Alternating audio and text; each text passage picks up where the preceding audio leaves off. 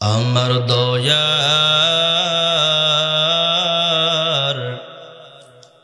মাওলা রে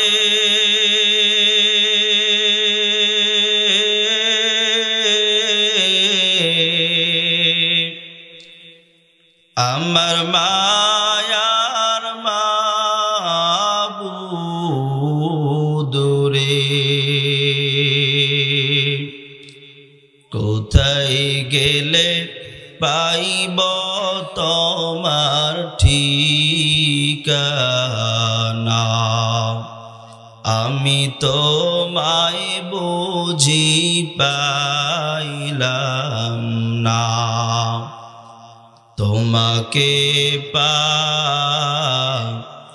পাইবার আশে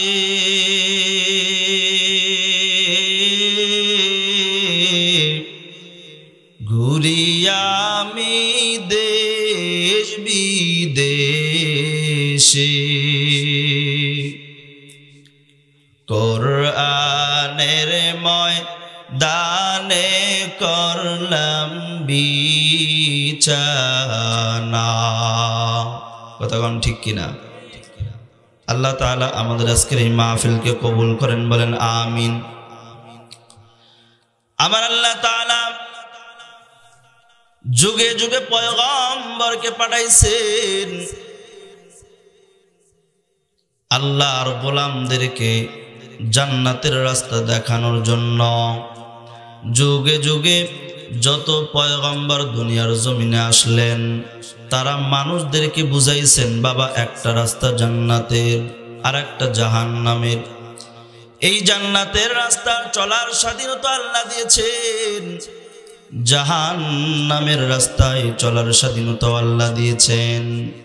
মন চাইলে জান্নাতের রাস্তায় চলবা, মন চাইলে জাহান্নামের রাস্তায় চলবা, ফলাফল কিন্তু আখিরাতে হবে। কথাগণ ঠিক কিনা? আল্লাহ যেন বলতে চান ও গোলাম আমি আল্লাহ তোমাকে দুইটি রাস্তা দিলাম, একটা রাস্তা জান্নাতের আর একটা জাহান্নামের। এই জান্নাতের রাস্তায় চলার স্বাধীনতা আমি আল্লাহ দিলাম, জাহান্নামের রাস্তায় চলার স্বাধীনতা আমি আল্লাহ দিলাম। মন চাইলে যেই রাস্তায় চলবা, মনে রাখবা কিয়ামতের ময়দানে কিন্তু ধরা খাইবা। কথাগণ ঠিক কিনা? আজকে আমাদের মাঝে নবী নাই, উলামায়ে কেরাম সেই সঠিক রাস্তা আমাদেরকে দেখায় দেন। জুমার দিনে খতিব সাহেব, ইমাম সাহেব বারবার মুসল্লিদেরকে নামাজের আদেশ দেয় কিনা? কথা কন। সত্য কথা বলার আদেশ দেয় কিনা? সৎ পথে চলার আদেশ দেয় কিনা? নামাজ রোজা এইগুলো আদায় করার জন্য ইমাম সাহেব, খতিব সাহেব সুন্দর করে বারবার বুঝায় বাবা পা দুটো আগায় দাও, তোমার পায়ে হাত রেখে বলবো জীবনে কোনোদিন নামাজ ছাড়বা না। কয় কিনা? এত সুন্দর করে বুঝায়, তারপরেও মানুষ নামাজে আসে না, তারপরেও ফজরের জামাতে মানুষ খুঁজে পাওয়া যায় না। কথাগণ ঠিক কিনা? এরে নবীর উম্মতের দল, আমি কোন বিষয় নিয়ে আলোচনা করব উলামায়ে কেরাম বুঝে গেছে। তার আগে আলোচনায় যাওয়ার আগে আল্লাহর নবীজির অসংখ্য অমীয় বাণী হতে যেই অমীয় বাণী আমি আপনাদের সামনে পাঠ করেছি, সেই অমীয় বাণী থেকে একটু কথা বলার জন্য চেষ্টা করব ইনশাআল্লাহ। আল্লাহর নবীজি সহিহ বুখারীর মধ্যে বলেন, আল্লাহর নবী জানায় দেন, ও আমার উম্মতেরা শোনো, মান ইউরিদিল্লাহু বিহি খায়রান ইউফাক্কিহু ফিদ্দীন।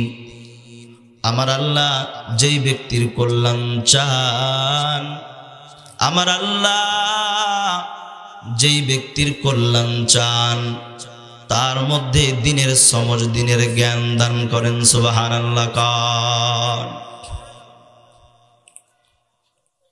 আল্লাহর নবী জানান, ও দুনিয়ার যুবক আল্লাহর গোলাম, আমি নবী কিন্তু এই ইলম দেই না, আল্লাহ দেনেওয়ালা, আমি নবী এটা বন্টনকারী। সুবহানাল্লাহ বলে। আল্লাহর নবী জানায় দেন, ও আমার উম্মতেরা শুনো, এই দুনিয়ার জমিনে একটা জামাত, একটা দল হকের পথে থাকবে। যত শত্রু আসুক না কেন, তারা শত্রুতা করুক না কেন, এই দলকে তারা কখনো নিঃশেষ করতে পারবে না। সুবহানাল্লাহ বল। কিয়ামত পর্যন্ত এমন একটা দল, একটা জামাত থাকবে, যেই জামাত হকের উপর থাকবে, সত্যের উপর থাকবে। যত শত্রুতা করুক না কেন, তাদের কোনো ক্ষতি তারা করতে পারবে না। সুবহানাল্লাহ বলে। আমার আল্লাহ জানা দেন, এই কোরআনের ইলম যারা অর্জন করবে তাদের জন্য আল্লাহ পাক কোরআনে হাকিমে জানা দেন, ও গোলাম, আল্লাহ তাআলা সূরাতুল বাকারার মধ্যে জানা দেন, ইউতিল হিকমাতা মান ইয়াশা ওয়া মান ইউতাল হিকমাতা ফাকাদ উতিয়া খায়রান কাসীরা ওয়া মা ইয়াযাক্কারু ইল্লা উলুল আলবাব।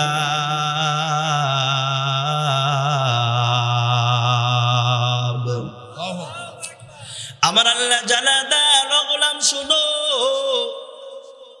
আল্লাহ তাআলা যাকে ইচ্ছা তাকে এই কোরআনের হিকমা দান করেন। মুফাসসিরিনে কিরামগণ লেখেন, হিকমা দ্বারা উদ্দেশ্য কি?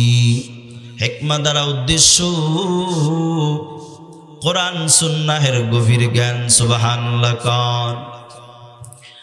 আর যেই বান্দা এই হিকমা লাভ করেছেন, যেই বান্দাকে হিকমা দান করা হয়েছে, কোরআন সুন্নাহের গভীর জ্ঞান দান করা হয়েছে, ওই বান্দা অনেক কল্যাণকর বস্তু প্রাপ্ত হয়েছে। সুবহানাল্লাহ।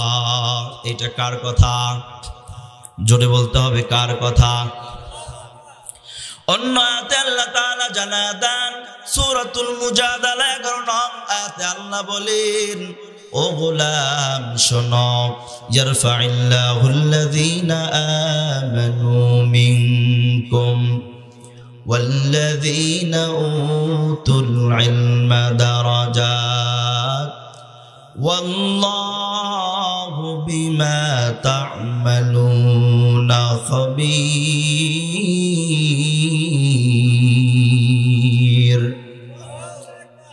আমার আল্লাহ জানা দেন, ও গোলাম শুনো, আল্লাহ পাক রব্বুল আলামিন জানা দেন, তোমাদের মধ্যে হতে যারা ঈমান এনেছে এবং যাদেরকে দ্বীনের জ্ঞান দান করা হয়েছে, কোরআন সুন্নাহের জ্ঞান দান করা হয়েছে, ইলম দান করা হয়েছে, আমার আল্লাহ তাদের মর্যাদা উঁচু করে দিবেন। সুবহানাল্লাহ। আপনারা এই জায়গায় এসেছেন কোরআন হাদিসের কিছু জ্ঞান অর্জন করার জন্য, ঠিক কিনা? কোরআন হাদিসের ইলম ওলামা হযরত থেকে অর্জন করবেন, সেই অনুযায়ী জীবন গড়বেন। কথাগণ ঠিক কিনা? তাইলে আমরা যদি কোরআন সুন্নাহের জ্ঞান অর্জন করার জন্য এই জায়গায় এসে থাকি, আমরা যে কোনো জায়গায় যাই না কেন, আমরা যদি কোরআনের জ্ঞান অর্জন করতে যাই, কোরআন সুন্নাহের জ্ঞান অর্জন করতে যাই, তার জন্যই তে আল্লাহ বলেন, যাকে কোরআনের ইলম দান করা হয়েছে তার মর্যাদা আমি আল্লাহ উঁচু করে দিব। সুবহানাল্লাহ বলে। আপনাদের কাছে একটা প্রশ্ন, আপনাদের এই গ্রামের মধ্যে কোরআনের হাফেজ আছে না নাই? কোরআনের আলেম আছে না নাই? কথা কন। হাফেজ আলেম যারা আছেন, পুরা গ্রামের মধ্যে সমস্ত মানুষের মধ্যে সম্মান কারে বেশি দেওয়া হয়? কথা কন। ওই কোরআন হাদিসের যারা আলেম, কোরআনের যারা হাফেজ, সমস্ত মানুষের চাইতে কিন্তু তাদের সম্মান বেশি। কথা কোন ঠিক কিনা? তুলনামূলক আপনি বুঝেন, একজন মেম্বারের ক্ষমতা তার এরিয়ার মধ্যে, তার বাইরে চলে না। একজন চেয়ারম্যানের ক্ষমতা তার এরিয়ার মধ্যে, তার বাইরে চলে না। কথা কোন ঠিক কিনা? একজন এমপি মহোদয়ের ক্ষমতা তার এরিয়ার মধ্যে, তার বাইরে চলে না। একজন কমিশনারের ক্ষমতা তার এরিয়ার মধ্যে চলে, বাইরে চলে না। একজন প্রাইম মিনিস্টারের ক্ষমতা তার দেশেই চলে, অন্য দেশে চলে না। কথা কোন ঠিক কিনা? একজন প্রধানমন্ত্রীর ক্ষমতা তার দেশেই চলে, অন্য দেশে চলে। কিন্তু দেখছেননি একজন কোরআনের আলেম, একজন কোরআনের হাফেজ এ বাংলাদেশেও যেমন সম্মান পায়, এ বাংলাদেশ ছেড়ে যখন সৌদি আরবে যায়, মক্কায় যায়, মদিনায় যায়, যে কোনো দেশে যাক না কেন ওই রকম সম্মান পায়। কথা কোন ঠিক কিনা? চিল্লায় বলতে হবে ঠিক কিনা? যুবক ভাইরা বলেন তো একটু ঠিক কিনা? তাইলে ঈমানওয়ালার সম্মান যেমন আল্লাহ বেশি করে দিলেন, তেমনি ভাবে উলামায়ে কেরামের সম্মানও আল্লাহ বেশি করে দিয়েছেন। কথা কোন ঠিক কিনা? এইটা তো দুনিয়াতে। এ যুবক আল্লাহর গোলাম, ও বাবারা, তুমি সন্তানের বাবা হইছো, তোমার সন্তানকে একজন কোরআনের হাফেজ আলেম বানাও। এ মা, তুমি তো সন্তানের মা হইছো, ও মা, তোমার সন্তানকে কোরআনের হাফেজ আলেম বানাও। কি লাভ, কি লাভ? দুনিয়াতেও কত লাভ দেখছেননি আপনি। বাবা কিন্তু একটা হরফ পড়তে জানেন না, আপনার সন্তান হাফেজ কোরআন হইছে, আর আপনাকে মানুষে ডাকে ও হাফেজের বেটা। কথা কোন ঠিক কিনা? আপনার সন্তানকে আপনি আলেম বানাইছেন, মানুষ কিন্তু আপনি বাবাকেও হুজুর বলে ডাকে। কথা কোন ঠিক কিনা? সম্মান দেয়, এত সম্মান, এত সম্মান। ও নবীর উম্মত গো, এই দুনিয়ার যুবক আল্লাহর গোলাম, আল্লাহ তাআলা দুনিয়াতেও যেমন সম্মান দেবেন, আখিরাতেও আল্লাহ তেমন সম্মানের মালিক বানায় দেবেন। দুনিয়াতে আল্লাহ সন্তান দিয়েছে, কত মানুষ আছে ওরা সন্তান চায় কিন্তু সন্তান পায় না। আল্লাহ আপনারে সন্তান দান করেছেন, অনেক বড় নিয়ামত। এই নিয়ামতের শুকরিয়া আদায় করেন, ওই সন্তানকে সুসন্তান বানান, ওই সন্তানকে কোরআন সুন্নাহের ইলম দান করেন। কথা কোন ঠিক কিনা? এরে নবীর উম্মত, মাদ্রাসাগুলো দেখছেননি কি হয়? মাদ্রাসায় কি হয় জানেন না? আপনার সন্তানটা যখন মাদ্রাসায় যায়, যেই ছোট সন্তান বাড়িতে থাকাকালীন আপনি বাবা, ও মা, আপনি মার কোলে সকাল 9টা 10টা পর্যন্ত আরামের ঘুম ঘুমায়। এই সন্তানকে যখন আপনি আমি মাদ্রাসায় ভর্তি করে দিলাম, এই সন্তান যখন মাদ্রাসায় গেল, মাদ্রাসায় যাওয়ার পর ওই সন্তান গভীর রজনীতে উঠে যাবে। এই কনকনে শীতের ভিতরে গভীর রজনীতে সন্তান উঠে যাবে। ওই সন্তান গভীর রজনীতে উঠে যাওয়ার পর ওই সন্তান ঠান্ডা পানি দিয়ে ওযু বানাইবে, গরম পানি কই পাইবে? ওই সন্তান ঠান্ডা পানি দিয়ে ওযু বানাইয়া এইবার তাহাজ্জুদের মুসাল্লায় দাঁড়িয়ে যায়। ওই সন্তান তাহাজ্জুদের মুসাল্লায় দাঁড়িয়ে গিয়ে আল্লাহর কাছে সিজদা দেয় আর কান্না করে, বাবা সাল্লাম, মা সাল্লাম, ও আল্লাহ আমার শান্তি সব কিছু সাল্লাম, এখানে ঘর বাড়ি কিছু নেই আল্লাহ, তোমাকে খুশি করার জন্য, ও আল্লাহ তোমার কোরআনের হাফেজ হওয়ার জন্য, তোমার কোরআনের আলেম হওয়ার জন্য আমার ঘর বাড়ি ছাড়লাম, আমার বাবা ছাড়লাম, আমার মাকে ছাড়লাম। আল্লাহ মেহেরবানি করে আমারে কোরআনের আলেম বানায় না। কয় কি কয়? গভীর রজনীতে আমরা ঘুমাই, পশু পাখিরা জঙ্গলে ঘুমায়, আমাদের বাড়ির পশুরা ঘুমায়, কিন্তু এই ছোট ছোট বাচ্চা, ছোট ছোট সন্তানেরা মাদ্রাসায় যাওয়ার পর যেই সময় আপনি বাবা আরামে ঘুমান, যেই সময় মা আপনিও আরামে ঘুমান, কিন্তু এই সন্তানটা ঘুমায় না। এই সন্তানটা আল্লাহর কোরআন নিয়ে দাঁড়িয়ে যায়। আল্লাহু আকবার। এর নবীর উম্মত আল্লাহর গোলাম, এ যুবক আল্লাহর গোলাম, ভালো করে শোনো। ও মা, তুমিও তো ঘুমাও, কিন্তু তুমি একবার কি চিন্তা করেছো এই মুকুন্দপুর দক্ষিণ পাড়া এই এলাকার যত মানুষ আছো, তোমরা কি একবার চিন্তা করেছো এই যে ছোট সন্তান মাদ্রাসায় দিয়েছে, এর মাও ঘুমায়, বাবাও ঘুমায়, এলাকার মানুষও ঘুমায়, কিন্তু ছোট সন্তান গভীর রজনীতে উঠাইয়া হুজুরে উঠাইয়া দেয়, উঠাইয়া ওযু বানাইয়া তাহাজ্জুদের মুসাল্লায় দাঁড়ায় আবার কোরআন নিয়ে তেলাওয়াতে ব্যস্ত হয়। কোরআনের ভিতরে কার কথা? কথা বল, কার কথা? দুনিয়ার কোনো মানুষের কথা নাকি? খারাপ লাগতেছে আপনাদের? দোয়া করে দেই, বলবো? সবাই রাজি আছেন? কারা কারা রাজি আছেন? নারায়ে তাকবীর, নারায়ে তাকবীর। আল্লাহ তাআলা কবুল করেন, বলেন আমিন। এ যুবক আল্লাহর গোলাম, এই সন্তান কোরআনের তেলাওয়াত করে আর আল্লাহর কাছে কাঁদে, আল্লাহ আমার মা বাবা বড় কষ্ট করে আমারে মাদ্রাসায় দিয়েছে, কি লাভ দেখছেন নি? এই সন্তান যখন কোরআনের হাফেজ হবে, এই সন্তান যখন কোরআনের আলেম হবে, বাবা এখানে আমার পেছনের সামনে ডানে বামে অনেক আলেম আছে, এনাদের সম্মান আল্লাহ অনেক বাড়ায় দিয়েছেন।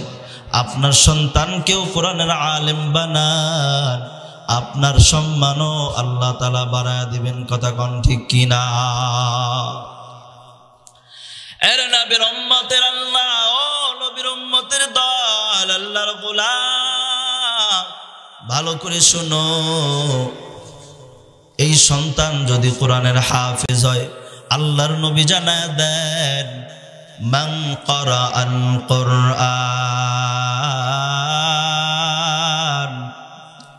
ফাস্তাযহারাহু ফাআহাল্লা হালালাহু ওয়া হাররামা হারামাহু আদখালাহুল্লাহু বিহিল জান্নাহ ওয়া শাফা'আহু ফি 'আশরাতিন মিন আহলি বাইতিহি কুল্লুহুম ক্বাদ ওয়াজাবাত লাহুন নার। আল্লাহর নবী জানায় দেন, ও নবীর উম্মত গো শুনো, যেই ব্যক্তি কোরআন তেলাওয়াত করবে, যেই ব্যক্তি কোরআন তেলাওয়াত করবে, পাঠ করবে, হালালকে হালাল জানবে, হারামকে হারাম জানবে, যেই ব্যক্তি কোরআন তেলাওয়াত করবে, কোরআনকে আয়ত্ত করবে, মুখস্থ করবে, হালালকে হালাল জানবে, হারামকে হারাম জানবে, ওই অনুযায়ী আমল করবে, আল্লাহ তাআলা কিয়ামতের ময়দানে ওই বান্দারে জান্নাত দান করবেন। সুবহানাল্লাহ। শুধু ওই বান্দাকেই জান্নাত দান করে শেষ করবেন না, ও নবীর উম্মত গো, শুধু ওই হাফেজে কোরআন আলেমে কোরআনকে জান্নাত দিয়ে শেষ করবেন না। কি করবেন? আল্লাহ তাআলা জানায় দেন। আমি কি করব জানুনি? আল্লাহর হাবিব সেই কথাটি জানায় দেন। ওই হাফেজে কোরআনকে আল্লাহ তাআলা বলবেন, যাও তোমার আত্মীয় স্বজনদের মধ্যে হতে যাদের জন্য জাহান্নাম অজীব হয়ে গেছে, তাদের মধ্যে হতে 10 জনের জন্য সুপারিশ করে আমি আল্লাহর জান্নাতে নিয়ে যাও। সুবহানাল্লাহ বল। আপনার গ্রামে এই আব্দুর রউফ যদি হাফেজে কোরআন হয়, তাহলে কি করবেন জানেননি? কোরআনকে যদি আয়ত্ত করে, কোরআনকে যদি আয়ত্ত করে, হালালকে হালাল জানে, হারামকে হারাম জানে, ওই অনুযায়ী আমল করে, আল্লাহ তাআলা তারে তো জান্নাত দিবেন। আল্লাহ তাআলা বলবেন, যাও যাও তোমার আত্মীয় স্বজনের মধ্য হতে যাদের জন্য জাহান্নাম ওয়াজিব হয়ে গেছে তাদের মধ্যে হতে 10 জনের জন্য সুপারিশ করে আমি আল্লাহর জান্নাতে নিয়ে যাও। এখন প্রশ্ন হয়, একজন হাফেজ যদি 10 জনের জন্য সুপারিশ করতে পারে, ভাই একজন আলেম কতজনের জন্য সুপারিশ করতে পারবে? আল্লাহর নবী তো জানাই নাই, কিন্তু মুফাসসিরিনে কেরামগণ লেখেন, বলে ওই যে সূর্যের আলো দেখছেননি, চাঁদের আলো দেখছেননি, দেখছি না আমরা? বলেন তো দেখি, এই চাঁদের নিজস্ব কোনো আলো আছে? কার থেকে আলো নেই? সূর্য থেকে যতটুকু আলো পাই ততটুকু আলো কিন্তু বিচ্ছুরিত করতে পারে, দিতে পারে। ও নবীর উম্মত, তেমনি ভাবে একজন হাফেজের জন্য 10 জনের একটা সীমারেখা, কিন্তু একজন আলেমের জন্য কোনো সীমা নাই। সূর্য যেরকম ভাবে তার আলো দেওয়ার কোনো সীমা নেই, যত চাবে তত আলো দিবে, চাঁদের মতো না। তেমনি ভাবে একজন আলেমে কোরআন, সেও যত চাইবে তত সুপারিশ করে আল্লাহর জান্নাতে নিয়ে যাবে। সুবহানাল্লাহ। আল্লাহ তাআলা চাইলে এটাকে দিতে পারেন না? কথা কন, পারেন কি না? আল্লাহ তাআলার নিকটে রহমতের কোনো ঘাটতি আছে? কথা কন সবাই, ঘাটতি আছে? এই জন্য ও বাবা, আপনার সন্তানকে হাফেজে কোরআন বানান, আপনার সন্তানকে আলেম কোরআন বানান। লাভ আছে, অনেক লাভ। দুনিয়াতেও যেমন সম্মান, আখিরাতেও তেমন সম্মান। দুনিয়াতে যেই সন্তানকে স্কুল কলেজে পড়াইলেন, কোরআন শিখাইলেন না, এই সন্তান কিন্তু আপনি বাবার কলিজা একদিন লাথি দিয়ে তারা দেবে বাড়িতে। কথা কন ঠিক কিনা? কিন্তু কোরআন যদি শিখেন, কোরআন যদি শিখায় দেন, এই কোরআনের সবক যদি আপনার আমার সন্তান পায়, এই কোরআনের আদব অনুযায়ী আপনি বাবা, আপনি মাকে সম্মান করবে। কথা কন ঠিক কিনা? তার মানে কি এই, তার মানে কি এই আপনার সন্তানকে কলেজে পড়ান যাবে না? না, আমি সেইটা বলি নাই। কলেজে পড়ান ঠিক আছে, আমাদের ইঞ্জিনিয়ারের দরকার আছে, আমাদের সব কিছুর দরকার আছে, আমাদের ডাক্তারের প্রয়োজন আছে, কিন্তু আপনাকে অনুরোধ করব, আপনি আগে সন্তানকে কোরআনের শিক্ষাটা দেন। কথা কন ঠিক কিনা? কারণ কোরআনের শিক্ষাটা দিলে হয়তো সরকারি সার্টিফিকেট আপনি পাইবেন না, কিন্তু নবীজির একটা সার্টিফিকেট আছে। আল্লাহ, ও মা, সহিভাবে কোরআনটা শিখবেন, নিজে শিখবেন এবং সন্তানদেরকেও কোরআনটা শিক্ষা দেবেন। আপনার সন্তানকে হাফেজ কোরআন বানান, আপনার সন্তানকে আলেমে কোরআন বানান। কারণ তুমি দেখো বাবা, ও মা, তোমার মতো মায়ের পেট হতে আমাদের বিশ্ব নবী জনাবে মুহাম্মদুর রাসূলুল্লাহ সাল্লাল্লাহু আলাইহি সাল্লাম দুনিয়ার জমিনে আসছে কিনা? ও মা, তোমার মতো মায়ের পেট হতে জগৎ বিখ্যাত ওলি আব্দুল কাদের জিলানী দুনিয়ার জমিনে এসেছেন। তোমার মতো মায়ের পেট হতে হাসান বসরি দুনিয়ার জমিনে এসেছেন। তোমার মতো মায়ের পেট হতে আশরাফ আলী থানভী রহমাতুল্লাহ আলাইহি দুনিয়ার জমিনে এসেছেন। ও মা, তুমিও তো মা, তোমার একটা সন্তানকে হাফেজে কোরআন, আলেমে কোরআন বানাও। ইনশাআল্লাহ রাজি আছি তো? ইনশাআল্লাহ অনেক লাভ। ইনশাআল্লাহ দেখবেন আপনার সম্মান দুনিয়াতেও যেমন বাড়বে, আখিরাতেও তেমন বাড়বে। শুধু তাই নয়, আল্লাহ পাক রব্বুল আলামিন কিয়ামতের ময়দানে যেই 10 জনের জন্য সুপারিশ করার জন্য বলবেন, এই হাফেজে কোরআন কি করবেন জানেননি? আপনি মায়ের জন্য, আপনি বাবার জন্য সুপারিশ করবেন।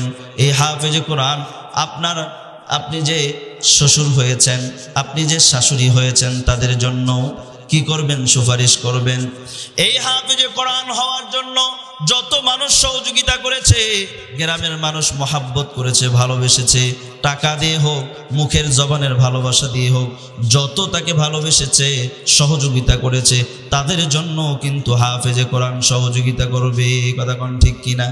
কিয়ামতের ময়দানে সুপারিশ করে আল্লাহর জান্নাতে নিয়ে যাবেন ইনশাআল্লাহ। শুধু তাই নয়, কিয়ামতের ময়দানে এই হাফেজে কোরআনের মা আর বাবার মাথায় এমন একটা তাজ মুকুট পরানো হবে। কেমন তাজ জানেননি? বলে এই যে সূর্য, এই সূর্যের 12টি মুখ আছে, একটা মুখ পৃথিবীর জমিনের দিকে খুলে দেওয়া আছে, তারপরও ফেরেশতাদের দিয়ে এরকম করে বেড়াজাল দিয়ে কত আল্লাহ পাক রব্বুল আলামিন কত সুন্দর করে একটা মুখের আলো দিয়ে সারা পৃথিবীকে পরিচালনা করতেছেন। কিন্তু আরো 11টা মুখ বন্ধ আছে। আল্লাহর নবী যেন জানায় দিতে চান, এই সূর্যের 12টা মুখ খুলে যদি একটা রুমের ভেতরে রাখা হয় কেমন আলো হবে? বলে তার চেয়ে বেশি আলোক উজ্জ্বলময় তাজ মুকুট ওই হাফেজে কোরআনের মা বাবার মাথায় পরানো হবে। সুবহানাল্লাহ। আল্লাহ পাক রব্বুল আলামিন জানায় দেন, সূরাতুল ফিল আমরা সবাই চিনি না, শুনছি না, জানি না? সবার জানা একটা সূরা আমি তেলাওয়াত করেছি। জানা সূরাটা আমরা সবাই একটু মস্ক করব ইনশাআল্লাহ। আল্লাহ তাআলা জানায় দেন, আলাম তারা কাইফা ফাআলা রাব্বুকা বিআসহাবিল ফিল।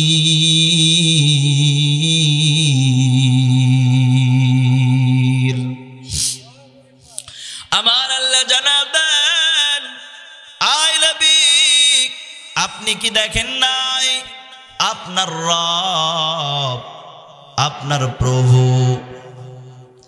হস্তি অধিপতিদের প্রতি কি করেছেন? ঠিক কিনা? এরপর আল্লাহ জানায় দেন, আলাম ইয়াজআল কাইদাহুম ফি তাগলিল। আল্লাহ জানায় দেন, তিনি কি তাদের কৌশল ব্যর্থ করেননি?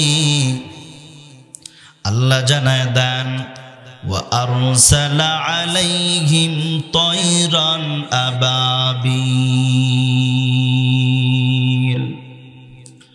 আল্লাহ জানায় দেন নবীজি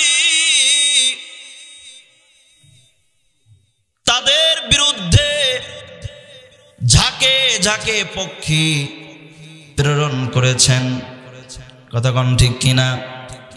তারমিহিম বিহিজারাতিম মিন সিজ্জিল। যারা তাদের উপর প্রস্তর কঙ্কর নিক্ষেপ করেছে, ফাজআলাহুম কাআসফিম মাকুল। আল্লাহ পাক রব্বুল আলামিন তাদেরকে কি করেছেন জানেননি? ভক্ষিত তৃণ সদৃশ্য করে দিয়েছে। এরে নবীর উম্মতের দল, এই সূরাটি অবতীর্ণর প্রেক্ষাপট আছে। তাফসীর ইবনে কাসিরের মধ্যে সূরাতুল ফিলের তাফসীর লেখেন। তাফসীর ইবনে কাসিরের মধ্যে সুন্দর করে তাফসীর লেখেন। সেই ইয়ামান, সেই সময়কার হাবশা, বর্তমানে আবিসিনিয়া এর বাদশাহ নাজ্জাশী, তার পক্ষ থেকে ইয়ামানের প্রশাসক ছিল। কে ছিল? আবরাহা নামে একজন ব্যক্তি। এই আবরাহা নামক এই ব্যক্তি সে চাইল, সে দেখলো, সে তো ওই সময়কার ওই জায়গায় নাসারার লোকজন ছিল, ঈসাই লোকজন ছিল। ঈসা আলাইহিস সালামের অনুসারীরা ওই জায়গায় ছিল বেশ। এইবার আবরাহা যখন দেখলো মক্কার মধ্যে মুসলমানেরা যায়, মুমিনেরা যায়, কাবা ঘর তওয়াফ করে, এজন্য সে মনে মনে ভাবলো আমি ইয়ামানের মধ্যে, ইয়ামানের রাজধানী সনার মধ্যে এমন একটা বিশাল বড় অট্টালিকা তৈরি করব, এমন জাঁকজমক করব, মানুষেরা যাতে করে ওই কাবা ঘরে মক্কায় আর না যায়, তারা যেন সবাই এই জায়গায় আসে, এখানে এসে তারা যেন তওয়াফ করে। এর নবীর উম্মতের দল, এইবার আবরাহা ইয়ামান দেশে সানা শহরের মধ্যে, রাজধানীর মধ্যে বিশাল বড় একটা অট্টালিকা তৈরি করলো, এত সুন্দর জাকজমক করলো। এই জায়গায় তওয়াফ করা হবে, নকল একটা কাবা এখানে তৈরি করে ফেললো। এই সংবাদ যখন মক্কায় চলে গেল, মক্কায় চলে যাওয়ার পর কুরাইশের মানুষেরা যখন জানতে পারলো যে তারা এই কাজটা করছে, আবরাহা এই কাজটা করছে, হঠাৎ করে আল্লাহর এক বান্দা এই নকল কাবার ভেতরে ঢুইকা পেশাব পায়খানা করে দিয়ে পুরা ঘরটা নষ্ট করে দিয়েছে। আর এক বর্ণনায় লেখে যে কিছু যুবক তারা এসে ওই নকল যে অট্টালিকা তৈরি করেছে, নকল কাবা তৈরি করেছে, তার পাশে আগুন জ্বালায় দিয়েছে। বাতাস এসে এই আগুনটা ওই অট্টালিকার ভেতরে নিয়ে যায় আর পুরা ঘরটা পুড়ে ছাই করে দেয়। সুবহানাল্লাহ বলেন। এইবার আব্রাহাম প্রতিজ্ঞা করলো, আমি যতক্ষণ পর্যন্ত এর প্রতিশোধ হিসেবে ওই মক্কার কাবা ঘরকে ধ্বংস না করব, ততক্ষণ পর্যন্ত আমি আর দম নিব না। এরা নবীর উম্মতের দল, এ যুবক আল্লাহর গোলাম আবরাহা এইবার হাতি বাহিনী নিয়ে, বিশাল বড় একটা হাতির বহর নিয়ে, সবচেয়ে শক্তিশালী বিশাল বড় একটা হাতি, যার নাম ছিল মাহমুদ। মাহমুদ হাতির উপর আবরাহা উঠল। এরপরে বিশাল বড় সৈন্যবাহিনী নিয়ে এবার ছুটল মক্কার দিকে, কাবা ঘর ভাঙবে, কাবা ঘরকে ধ্বংস করার জন্য। এইবার কাবা ঘরকে ধ্বংস করার জন্য ছুটছে আবরাহা, রওনা দিয়েছে। সামনে যত গ্রাম পড়ে, যত ঘর বাড়ি পড়ে, যত জনবসতি পড়ে, সবগুলো তছনছ করে ধ্বংস করে সামনের দিকে চলে। মক্কার কুরাইশ যখন এইটা জানতে পারে, তারা প্রতিবাদ করার জন্য, তাদেরকে দমন করার জন্য সামনে অগ্রসর হয়। তাফসীর ইবনে কাসিরের মধ্যে লেখেন তাদের সঙ্গে সংঘর্ষ হয়, কিন্তু বিজয় লাভ করে আবরাহা। তাদের শক্তি বেশি, সৈন্য বেশি। এইবার তারা আসতেই থাকে, হঠাৎ করে রাস্তার মাঝে এক জায়গায় ব্রেক দিয়ে দেয়। আবরাহা এক ব্যক্তিকে পাঠায় দেয়, যাও যাও ওই মক্কার ভিতরে যাও, ওই কাবা ঘরের যিনি দায়িত্বশীল মোতাওয়াল্লি আছে, মক্কার যিনি চেয়ারম্যান, তাকে খবর দাও আমরা এসেছি তাদের সঙ্গে যুদ্ধ করার জন্য নয়, শুধু কাবা ঘরকে আমরা ধ্বংস করব, এটাই আমাদের উদ্দেশ্য। আর যিনি মোতাওয়াল্লি, যিনি চেয়ারম্যান, তারে আমার কাছে নিয়ে আসো। এইবার লোকটা চলে যায়, গিয়ে আব্দুল মুত্তালিবের কাছে যায়, আব্দুল মুত্তালিবকে সব সংবাদগুলো জানায় দেয়। আব্দুল মুত্তালিব বলে, ঠিক আছে, আমরা তো তার সঙ্গে যুদ্ধ করতে পারবো না, সেই শক্তি তো আমাদের নাই। যখন তারা আসতে চায়, ঠিক আছে, বলে তাহলে আপনি আমাদের সঙ্গে চলেন আবরাহার কাছে। ইতিমধ্যে এই আবরাহা বাহিনী মক্কায় যাওয়ার মধ্যে, এই পথের মধ্যে মক্কার কুরাইশদের বিভিন্ন পশু, উট, দুম্বা, এগুলো মাঠের মধ্যে চড়তেছিল। তার মধ্যে আব্দুল মুত্তালিবেরও 200 উট ছিল। আবরাহা বাহিনী সবগুলো লুটতরাজ করে নিয়ে চলে যায়। এইবার আব্দুল মুত্তালিব আমাদের বিশ্ব নবী জনাবে মুহাম্মদুর রাসূলুল্লাহ সাল্লাল্লাহু আলাইহি ওয়াসাল্লামের দাদার নাম কি কোন দেখি? আব্দুল মুত্তালিব, আসল নাম সাইবা। আব্দুল মুত্তালিব এইবার চললেন, আবরাহার কাছে গেলেন।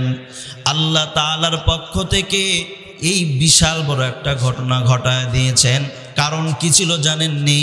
এই ঘটনাটা, আসহাবে ফিলের ঘটনাটা ঘটেছিল একমাত্র কারণ আল্লাহ তাআলা নবীর আগমনের পূর্বাভাস দিয়েছেন। কথা কোন ঠিক কিনা? আচ্ছা বলেন আমাদের নবীকে সবাই বলেন একটু। আমরা তো অনেক খেলোয়াড়ের নাম জানি, কি বলেন ঠিক না? অনেক নায়ক নায়িকের নাম জানি। ছোট ছোট বাচ্চাদেরকে বলবেন 10টা খেলোয়াড়ের নাম বলবেন, আছে না নাই? ছোট ছোট বাচ্চাকে বলবেন যে একটা নায়ক 5টা নায়কের নাম বলো, 10টা নায়িকের নাম বলো। শুধু বাংলাদেশের না, ভারত আমেরিকা যত ইংলিশ আছে সব বলে ফেলবে, কথা বলেন ঠিক কিনা? আপনাদের চা বর্তমান ইয়ং জেনারেশন খুব ভালো জানে, ঠিক কিনা? এটা বাংলা আর পছন্দ করে না, হিন্দি, সব সময় হিন্দি। দেখবেন কিছু কিছু সময় মাঝে মাঝে দেখা যায় ডেস্কের আওয়াজে, বক্সের আওয়াজে রাতে ঘুম পর্যন্ত হয় না, কথা বলেন ঠিক কিনা? 5 তলা পর্যন্ত বিল্ডিং সহ কেঁপে ওঠে, কথা বলেন ঠিক কিনা? আপনাদের এদিকে নাই? এদিকেও আছে? আল্লাহু আকবার। আমি বুঝাইতে চাচ্ছি এই সূরাটি নাজিল করেছেন আল্লাহ সুবহানাহু ওয়া তাআলা, তার প্রেক্ষাপট কি, মুফাসসিরিনে কেরামগণ কি বলেছেন। এটা মূলত বিশাল বড় একটা ঘটনা। এইটা দ্বারা আল্লাহ তাআলা জানায় দিতে চান নবীজি আপনার আগমনের পূর্বাভাস এই ঘটনাগুলো। সুবহানাল্লাহ। কোন কোন মুফাসসিরিনে কেরাম বলেন নবীজি আগমনের 50 দিন আগে এই ঘটনা ঘটেছে, আরো বিভিন্ন মত রয়েছে। এইবার চললেন আব্দুল মুত্তালিব, তিনি এমন সুন্দর চেহারার অধিকারী ছিলেন, এত সুন্দর চেহারা আল্লাহ তাআলা দান করেছিলেন। যেই মাত্র আবরাহার সামনে গিয়েছে, আবরাহা আব্দুল মুত্তালিবের চেহারা দেখেই তার আসন থেকে, সিংহাসন থেকে নিচে নেমে গেছে। সুবহানাল্লাহ। আল্লাহ তাআলা তেনার চেহারার মধ্যে এত সম্ভ্রান্ত, এত মর্যাদা, এত সম্মান দিয়েছিলেন, মানুষ দেখেই যেন অন্যরকম হয়ে যেত, কথা বলেন ঠিক কিনা? এইবার আবরাহা নিজের আসন থেকে নিচে নেমে যায়, চাটাইয়ের উপর বসে আব্দুল মুত্তালিব যেখানে বসে তার বরাবর বসে কথোপকথন চলতে থাকে। এক পর্যায়ে আব্দুল মুত্তালিব ডাক দিয়ে কয় যে আমার 200 উট আমারে ফিরে দাও। এই কথা শুনে আবরাহা হতভম্ব হয়ে গেল, আর চিন্তা করে আর বলে, ও আব্দুল মুত্তালিব, আমি তো ভাবছি কাবা ঘর সম্পর্কে কিছু বলবা, কিন্তু না, যেই কাবা ঘর আপনাদের ধর্মীয় একটা ঘর, যেই কাবা ঘর আপনাদের সম্মান, কিন্তু আপনি তো সেইটা বললেন না, আপনি তো আপনার উট চাইলেন। আব্দুল মুত্তালিব ডাক দেখায়, এই উটের মালিক আমি, এই জন্য এইটা হেফাজত আমি করতেছি, আর যেই ঘরকে ধ্বংস করার জন্য তোমরা যাও, ওই ঘরেরও একটা মালিক আছে, কথা কোন ঠিক কিনা? মালিকটা কে? জবান খুলে একটু বলেন কে? আল্লাহকে ডাকলে গুনাহ হবে? বলেন দেখি, মালিকটা কে? আল্লাহ আমাদের মালিক। ওই মালিক ওই কাবা ঘর হেফাজত করবেন। এইটা শোনা মাত্র আবরাহার গায়ে যেন আগুন লেগে গেল। আমার চেয়ে বড় কে আছে? দেখব কে কাবা ঘর ধ্বংস করতে বাধা দেয়। কাবা ঘর ধ্বংস করব, কে বাধা দেয় দেখি। এইবার আবরাহা যখন যাওয়ার জন্য রেডি, তবে তার আগে এই 200 উট আব্দুল মুত্তালিবকে ফিরিয়ে দিলেন। আব্দুল মুত্তালিব কি করলেন? 200 উট নিয়ে যখন রওনা দিলেন, অপারেটর ভাই একটু আওয়াজ বাড়ান। 200 উট যখন ফিরে দিলেন, এইবার এই উটগুলো নিয়ে এসে আব্দুল মুত্তালিব কুরাইশ গোত্রের মানুষ সবাইকে ডাক দিলেন, সবাইকে জমায়েত করলেন। একত্রিত করার পর সব ঘটনাগুলো যখন খুলে বলা হলো, আর জানা দেন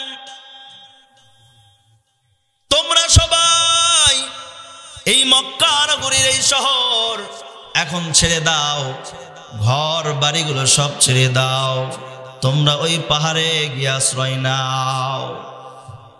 তারা চলে গেল পাহাড়ে। আব্দুল মুত্তালিব কিছু ব্যক্তিদেরকে নিয়ে আল্লাহর খানায় কাবায় চলে গেলেন। খানায় কাবার দরজার কড়া ধরে আব্দুল মুত্তালিব অঝর নয়নে চোখের পানি ছেড়ে দিয়ে আল্লাহর দরবারে কাঁদলেন। ও দয়ার মালিক,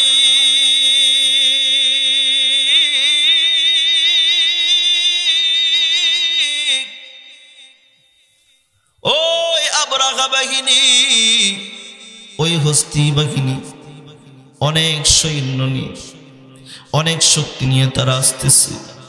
তারা তোমার কাবা ঘরকে ধ্বংস করবে। আল্লাহ, ও দয়ার মালিক, আপনি আমাদেরকে হেফাজত করেন, আমাদের সম্মানকে রক্ষা করেন, আপনার কাবা ঘরকে রক্ষা করেন।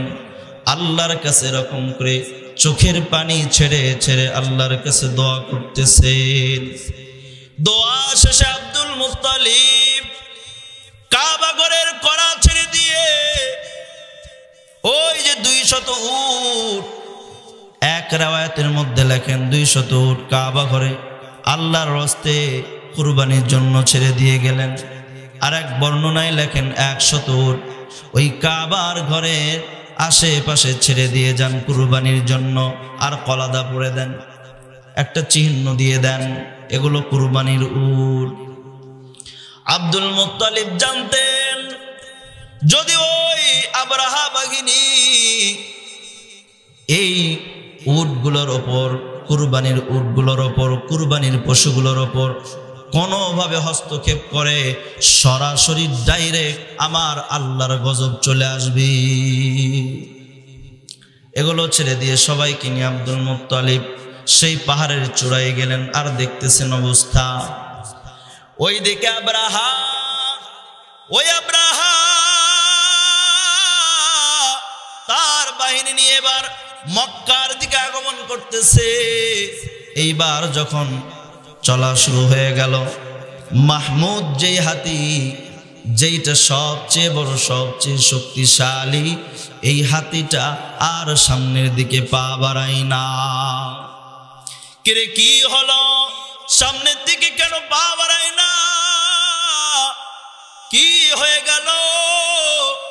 এইবার অনেক মারপিট করার পর সামনের দিকে এক পাও বাড়ায় না। কিন্তু পরীক্ষা করার জন্য ডানে বামে পেছনের দিকে যখন মুখটা ফেরানো হয়, সঙ্গে সঙ্গে জোরে করে দৌড় দেয়। সুবহানাল্লাহ। আবার যখন কাবার দিকে মুখ ফিরায়, আবার দাম করে থেমে যায়। এ যুবক আল্লাহর গোলাম, এরকম করে আর সামনে যায় না। হঠাৎ করে আল্লাহ তাআলার পক্ষ থেকে সমুদ্র হতে ঝাঁকে ঝাঁকে পাখিগুলো ঝাঁকে ঝাঁকে মেঘের মতো করে আসা শুরু হয়ে গেল। প্রত্যেকটা পাখির 2টা পায়ে 2টা করে কঙ্কর, পাথরের টুকরা, বড় পাথর না, আর ঠোঁটে একটা, মোটে 3টা করে, এরকম প্রত্যেকটা পাখি নিয়ে এসে ওপর থেকে এরকম করে ছেড়ে দেয়। এই পাথরের ছোট ছোট টুকরাগুলো, এইগুলো গুলির মতো তাদের শরীরের ভেতরে ঢুকে যায়, ওপর দিয়ে যার মাথায় পরে নিচের দিয়ে চলে যায়, আর শরীরের যত নাড়ি ভুঁড়ি আছে সব কিছু ভুনা করে নিচ দিকে বের করে দেয়। এর নবীর উম্মতের দল, যার শরীরে এই পাথরের টুকরাগুলো পড়ে, যেই দিক দিয়ে পড়ে অপর পাশ দিয়ে বের হয়ে যায়। এরকম করে সবগুলো মরে ওখানে পড়ে রইল। কিন্তু একজন আবরাহা, এত চালাক বেশি, সবাই মরে পড়ে রইল। কিন্তু আবরাহা কি করলো, ওখান থেকে একটা দৌড়। আবরাহা এখান থেকে পালায়ন করে।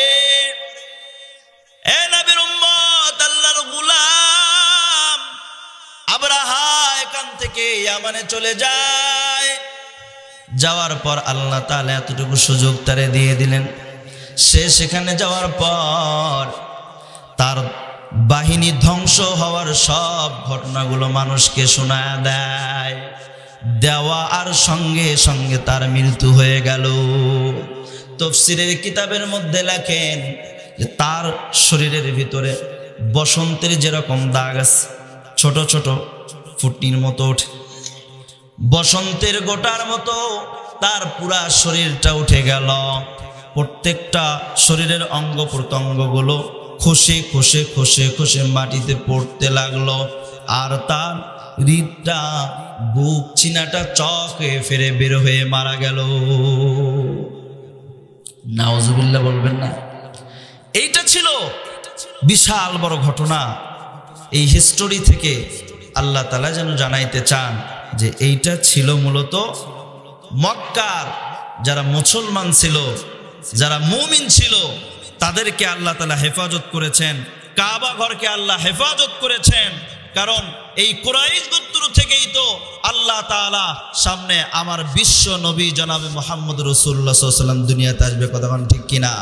তেনার আগমনের পূর্বাভাস আল্লাহ তাআলা একটা দিয়ে দিলেন। সুবহানাল্লাহ বলেন।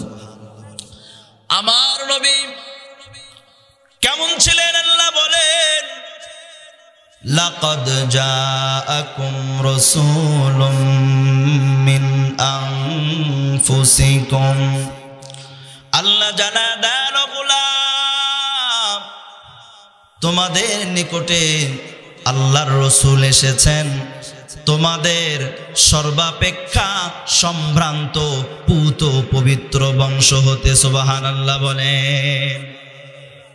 আল্লাহর নবী জানায় দেন, ও আমার উম্মত শুনো শুনো, আমি নবী ব্যক্তিগতভাবেও যেমন পবিত্র, আমি নবীর বংশ তেমন পবিত্র। সুবহানাল্লাহ কান। তাফসীর ইবনে কাসিরের মধ্যে লেখেন আল্লাহ তাআলার হাবিব ডাক দিয়ে কান, ও আমার উম্মতেরা শোনো,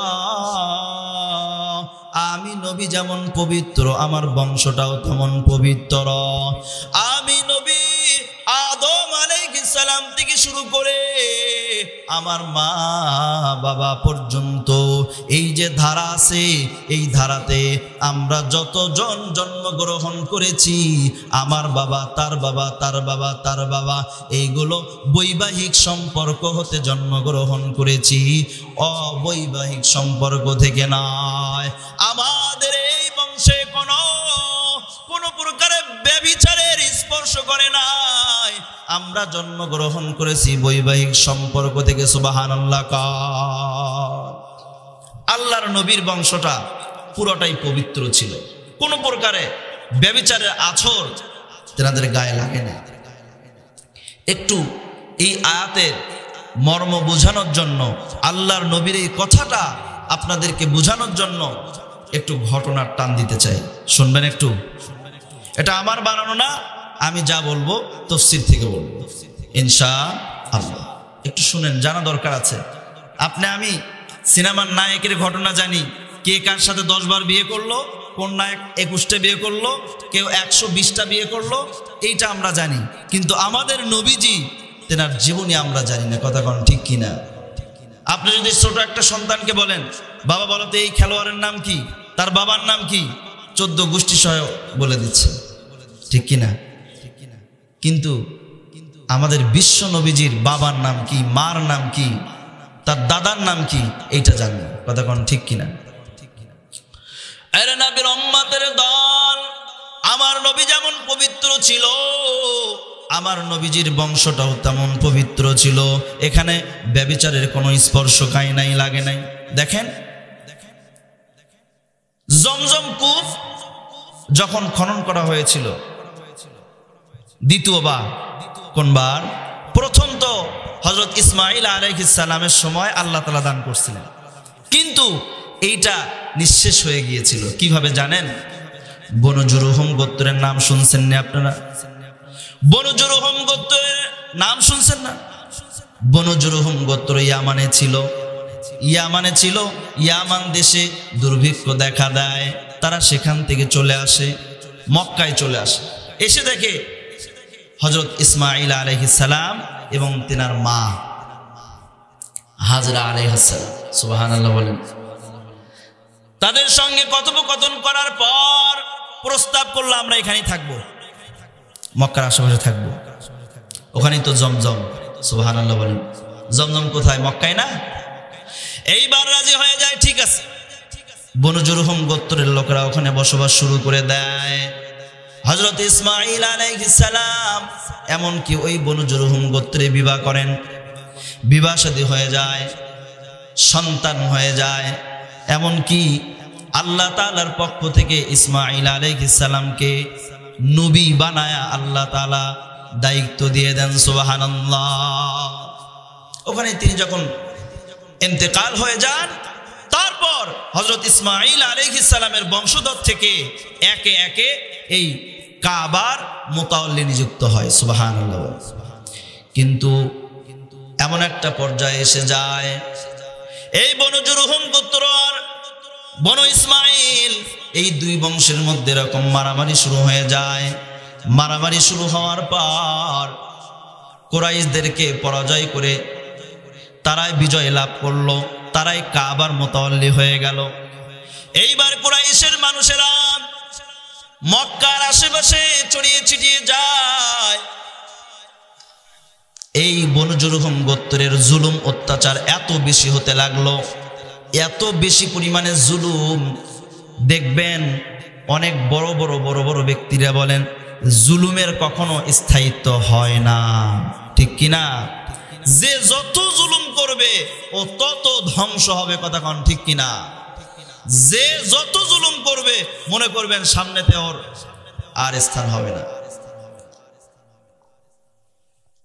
এই জন্য এইবার বনু জুরহুম গোত্র এত জুলুম অত্যাচার শুরু করে দিল, মক্কার মধ্যে এত জুলুম। কুরাইশের মানুষেরা যারা ছড়িয়ে ছিটিয়ে আছে কিন্তু অত্যাচার সহ্য করতে পারতেছে না, এবার সবাই এক হয়ে গেল। এক হয়ে বনু জুরহুম গোত্রের উপর এমন আক্রমণ করলো, ওরা এখান থেকে পালাইতে বাধ্য হলো, সুবহানাল্লাহ বলেন, পালিয়ে গেল। কিন্তু আব্দুল মুত্তালিব, যাও যাও বাররা খনন করো। আব্দুল মুত্তালিব ডাক দিয়ে কয়, বাররা কি জিনিস? উত্তর না দিয়ে চলে যায়। তৃতীয় রাতে যখন আবার ওই জায়গায় আব্দুল মুত্তালিব সরেছেন, আবার স্বপ্নের ভিতরে দেখেন আল্লাহর এক গোলাম এসে ডাক দিয়ে কয়, ও আব্দুল মুত্তালিব, যাও যাও তুমি মাগমুনা খনন করো। আব্দুল মুত্তালিব ডাক দিয়ে কয়, মাগমুনা কি? এইবার উত্তর না দিয়ে লোকটা চলে যায়। চতুর্থ রাতে আবার ওই জায়গায় ঘুমে রয়েছেন, স্বপ্নের ভিতরে দেখেন আল্লাহর এক বান্দা এসে হাজির, আর ডাক দিয়ে বলে, জমজম খনন করো। আল্লাহু আকবার। এইবার আব্দুল মুত্তালিব ডাক দিয়ে কয়, জমজম কি? বলে, জমজম কি তুমি জানোনি? এইটা এমন একটা কূপ, যেই কূপের পানি কখনো শুকাবে না, সুবহানাল্লাহ। এইটা এমন একটা কূপ, যেই কূপের পানি কখনো শুকাবে না।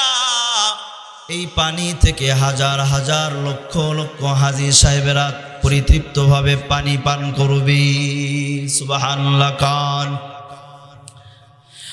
আল্লাহ তাআলা স্বপ্নের ভিতরে এই কূপটা কোন জায়গা আছে একদম দেখা দেন, জানা দেন, যাও এমন জায়গায় যাইবা, অমুক জায়গায় যাইবা, অমুক জায়গায় গিয়ে তাফসীরের কিতাবের মধ্যে লেখেন, ওই জায়গায় দেখবা রক্ত আর গোবরের মাঝখানে একটা জায়গা আছে, যেটা হলো পিপিলিকার ঢিবি আছে, পিপিলিকার বসবাসের স্থান আছে, সুবহানাল্লাহ। কান আব্দুল মুত্তালিব স্বপ্নের ভিতরে পরিষ্কার হয়ে গেলেন, এই জমজম কোথায়?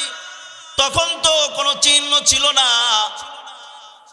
আল্লাহর গোলাম আব্দুল মুত্তালিব ঘুম যখন ভেঙে যায়, পরের দিন কুরাইশের মানুষদেরকে ডাক দিয়ে দিয়ে শোনায় আল্লাহ তাআলার পক্ষ থেকে জমজম খনন করার আদেশ হয়ে গেল।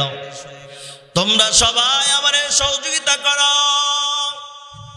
এইবার কেউ আব্দুল মুত্তালিবের ডাকে আর সাড়া দেয় না, আব্দুল মুত্তালিবের ডাকে আর সাড়া দেয় না, কেউ আসে না। আব্দুল মুত্তালিবের একজন সন্তান ছিল, নাম ছিল হারিস। কি নাম ছিল? হারিস নাম ছিল। বড় সন্তান হারিসকে নিয়া, কোদাল নিয়া, খুন্তি নিয়া এবার রওনা দিলেন। এইবার কুরাইশের মানুষেরা কেউ সহযোগিতার জন্য সামনে আসলো না। এইবার নিজের সন্তানকে নিয়ে রওনা দিলেন। কিছু দূর যাওয়ার পর দেখলেন দুইটা মূর্তি আছে, দুইটা মূর্তির মাঝখানে মানুষেরা ওখানে পশু জবাই করে। কি করে? যা দেখেন সেখানে রক্তে রঞ্জিত হয়ে আছে। তাফসীরের মধ্যে লেখেন তার কিছুক্ষণ পূর্বেই একটা কাক এসে ওই জায়গার ওপর পিঁপড়ার একটা ডিবি ছিল, পিঁপড়ার ডিবিটা কাক ঠোকর দিয়ে এরকম করছে, ঠোকরাইছে। সুবহানাল্লাহ। এইবার আব্দুল মুত্তালিব বলেন, আমি স্বপ্নের মধ্যে যা দেখেছি এই স্থানের কথাই তো আমি স্বপ্নের ভেতরে যেই যেই আলামত আর নিদর্শনগুলো দেখেছি সবগুলো তো এই জায়গায় মিলে গেল, এই জায়গায় খনন করো। আব্দুল মুত্তালিব নিজেই খনন করা শুরু করলেন আর নিজের বড় সন্তান হারিসকে ডাক দিয়ে কয়, বাবা তুমি মাটিগুলো সরাও। আর কুরাইশের মানুষেরা কেউ সহযোগিতা করল না, সবাই বাধা দেয় কিন্তু সহযোগিতা কেউ করে না। তখন আব্দুল মুত্তালিব নিজের শক্তি বাড়ানোর জন্য আল্লাহর কাছে একটা মান্নত করে ফেলেন। কি করে ফেলেন? মান্নত করে ফেলেন।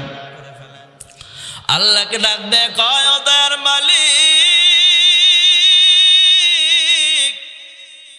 আপনি যদি 10 জন সন্তান দিয়ে আমার হাতকে, আমার বাহুকে মজবুত দান করেন, শক্তি দান করেন, তাহলে আমি এক সন্তানকে তোমার রাস্তায় আমি কুরবান করে দিব। এই মান্নত সেখানে করলেন। আরে নবীর উম্মতের দল এইবার ঘুরতেছে, ঘুরতে ঘুরতে কিছু দূর যাওয়ার পর আব্দুল মুত্তালিব এমন কিছু জিনিস পেয়ে গেলেন। আব্দুল মুত্তালিব এমন কিছু জিনিস পেয়ে গেলেন, 2টা স্বর্ণের হরিণ পাইলেন। সুবহানাল্লাহ কন, আরো জোরে কন। কয়টা? কিসের? স্বর্ণের হরিণ। একটা তলোয়ার পান আর একটা বর্ম পান। কয়টা হইল? 4টি হইল। এই 4টি মূল্যবান জিনিস ওই জায়গায় পান। এইবার আব্দুল মুত্তালিব যখন এই জিনিসগুলো ওখান থেকে উঠালেন, কুরাইশের যারা বাধা দিয়েছিল তারা এসে বলে যে এইটা তো আমাদের পূর্বপুরুষ ইসমাইল আলাইহিস সালামের সম্পদ, এর মধ্যে আমাদের ভাগ আছে। দেখছেন, কাজের বেলায় নাই, কিসের বেলায় আছে? ভাগের বেলায় আছে। দেখবেন অনেকেই আছে আশেকে রসুল দাবি করে, আশেকে রসুলের দাবি করে, আমার ভেতরে নবীর মোহাব্বত দিয়ে ভরপুর, কিন্তু মুখে একটাও দাড়ি নেই। আছে না নাই? আশেকে রসুলের দাবি করে, আল্লাহর নবীজি এত নামাজ পড়েছেন, এত রোজা করেছেন, এত কষ্ট করেছেন, হে আশেকে রসুলকে একদিনও মসজিদে পাওয়া যায় না। আছে না নাই? আছে না? এদিকে মসজিদে নামাজ হয়, ওদিকে গাঞ্জার টান দেয়। আছে না নাই? এরা ভণ্ড কথা কন, ঠিক কিনা? আরে নবীর উম্মতের দল, মক্কার কুরাইশের কাফিররা তারা তো যেরকম শত্রুতা করে, কিন্তু কুরাইশের লোক যারা সহযোগিতা পর্যন্ত করল না, কিন্তু যেই মাত্র এত দামি দামি জিনিস বের হয়ে গেল, তারা ভাগ বসানোর জন্য এগিয়ে আসলো। কথা কোন ঠিক কিনা? শুধু এটাই নয়, এই ভাগের আগে আরো একটা ভাগের দাবি করছে। যখন কিছু দূর যাওয়ার পর পানির ঝর্ণা বের হলো, তারা এসে দাবি করে এর মধ্যে আমাদেরও ভাগ আছে। আমাদের কি আছে? কথা কোন একটু, আমাদের কি আছে? ভাগ বুঝেন তো? এতে কিছু কিছু জায়গা আছে গরুর গোশত নিয়ে কুরবানির সময় কি যে মারামারি, চিল্লা চিল্লি আছে না নাই? আপনাদের এদিকে নাই? আরে নবীর উম্মতের দল এইবার এরকম ভাগ নিয়ে এখানে মারামারির মতো শুরু হয়ে গেল। বলে আমাদের ভাগ আছে। আব্দুল মুত্তালিব ডাক দিয়ে কয়, ও কুরাইশের মানুষ, এই ভাগ আমি দিতে রাজি না। তোমাদের কাছে সহযোগিতা চেয়েছিলাম, কেউ তো আসো নাই, ঠিক কিনা? এইবার তাহলে কি করতে হবে? ওরা চায় ভাগ নিব, আব্দুল মুত্তালিব বলে যে আমি দিব না। তাহলে একটা ফয়সালায় আসতে হবে কিনা? আসতে হবে না? তাহলে সিদ্ধান্ত হলো ফয়সালায় আসতে হবে। ফয়সালা কে দিবে? কে দিবে বলো? আব্দুল মুত্তালিব রাজি, ফয়সালাতে কি রাজি। কিন্তু এখন ফয়সালা করবে কে? কুরাইশের লোকজন বলল যে ওই যে একজন গণক আছে ঠাকুরনি, অমুক জায়গায় গণক আছে ঠাকুরনি, সে যেটা ফয়সালা দিবে আমরা সেটা মিলে দেবো। ঠিক বা ঠিক আছে। আব্দুল মুত্তালিব রাজি হয়ে গেলেন। সুবহানাল্লাহ। আরে নবীর উম্মতের দল এইবার কুরাইশের মানুষ সহ আব্দুল মুত্তালিবের সঙ্গীদেরকে নিয়ে দুই দলই রওনা হয়ে গেলেন। চলতে চলতে চলতে চলতে মরুভূমির ময়দানের মধ্যে যাওয়ার পর সাথে যতগুলো পানি ছিল সব শেষ, খাবার শেষ। এইবার বলতেছে আমাদের পানি শেষ, একটু পানি দাও। ওই যে কুরাইশের লোক যারা ছিল বিপক্ষ, যারা ভাগ চায়, ওদের কাছে পানি চাইলে ওরা পানি দিতে রাজি না। যে আমাদের কাছে যতটুকু পানি আছে তোমাদেরকে দিলে আমরা কি পান করব? দেব না, না স্বীকার করলো। কিন্তু দেখেন কি হয়। এইবার আব্দুল মুত্তালিব পানি নেই, পানি শেষ, খাবার শেষ, পানি শেষ, কি করবে? এইবার ওই দলটা বলে, কুরাইশের লোকজন বলে, ও আব্দুল মুত্তালিব, তুমি এবং তোমার সঙ্গীরা যারা আছো, তোমরা কি করবা? আর করার কিছু নাই, সামনেও চলা যাচ্ছে না, মরুভূমির ময়দান, বালু আর বালু, গরম আর গরম, সামনে চলার মতো আর শক্তি হচ্ছে না। শরীরে যদি শক্তি না থাকে কেমনে চলবে? ঠিক কিনা? এইবার সবাই মিলে ওখানে বসে পড়লেন। বসে পড়ে মৃত্যুর অপেক্ষায় থাকলেন, মৃত্যু ছাড়া আর কিছু না, কারণ সামনে তো যাইতে পারতেছে না। এইবার আব্দুল মুত্তালিব ডাক দিয়ে কয় যে মৃত্যুর জন্য অপেক্ষা না করে আমরা একটু চেষ্টা করলেই তো পারি, সামনে একটু চেষ্টা করে দেখি, যতটুকু আমাদের সাধ্যে আছে একটু চেষ্টা করি। সবাই ওঠো, চলো সামনের দিকে আমরা চলবো। সুবহানাল্লাহ। এইবার আব্দুল মুত্তালিব সহ তার সঙ্গীদেরকে নিয়ে যখন সামনের দিকে রওনা করলেন, রওনা দিয়েছেন, আব্দুল মুত্তালিবের যেই সোয়ারিটা আছে, এই সোয়ারিটা যখন উঠছে, ওটার সঙ্গে সঙ্গে তার পায়ের নিচ থেকে পানির ঝর্ণা প্রবাহমান হয়েছে। সুবহানাল্লাহ। কান চিল্লা কান, আল্লাহু আকবার। আব্দুল মুত্তালিব ওই সময় একটা নারায়ে তাকবীর দিয়েছেন, আল্লাহু আকবার। এইবার কেমন হলো? এইবার আব্দুল মুত্তালিব ডাক দিয়ে কয়, ও আমার সাথীরা, আসো আসো আসো আসো, সবাই পান করো, ইচ্ছা মতো পান করো, যত মন চায় পান করো। তোমাদের যেগুলো নিজেদের নিকটে পাত্র আছে না, পানির পাত্র আছে না, এই পাত্রগুলো সবগুলো ভরপুর করে নাও। যার কাছে যে পাত্র আছে সবগুলো ভরপুর করে নাও, নিয়ে পানি তৃপ্তি সহকারে পান করো, আর পাত্রগুলো কি করো? ভরপুর করে নাও। এবার সব হয়ে গেছে। এবার ওই কুরাইশের লোকদেরকে ডাক দিয়ে কন, আব্দুল মুত্তালিব ডাক দিয়ে কন, ও ভাই আসো আসো, তোমরাও পান করো, তোমরাও পানি নাও। সুবহানাল্লাহ। অথচ তারা পানি দিতে রাজি হয় না। কিন্তু আব্দুল মুত্তালিব দেখছেন, এইবার কুরাইশের লোকেরা কয়, ও আব্দুল মুত্তালিব, আমরা যেই ফয়সালা নেওয়ার জন্য যাইতেছিলাম, ওই ফয়সালা আর নিব দিব না, এই জায়গায় ফয়সালা হয়ে গেছি। যেই জায়গায় তোমাদের আল্লাহ এরকম সুন্দর পানির সময় পানির ব্যবস্থা করে দিতে পারেন, আমরা জানতে পারলাম সেই আল্লাহ আপনাকে জমজম কূপ দান করেছেন। সুবহানাল্লাহ কান।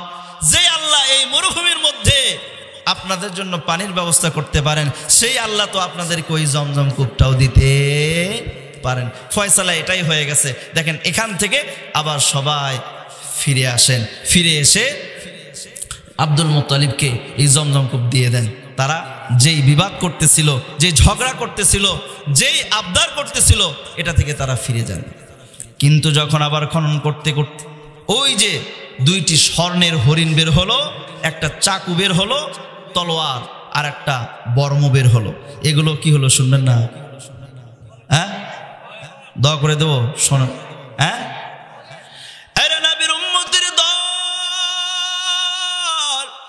এইবার আব্দুল মুত্তালিব এই দুইটি স্বর্ণের হরিণ কি করলেন জানেননি? কাবা ঘরের দরওয়াজায় সর্বপ্রথম স্বর্ণ দিয়ে লেপ দিয়েছেন, সেটাই আব্দুল মুত্তালিব। সুবহানাল্লাহ। কিভাবে দিলেন জানেন?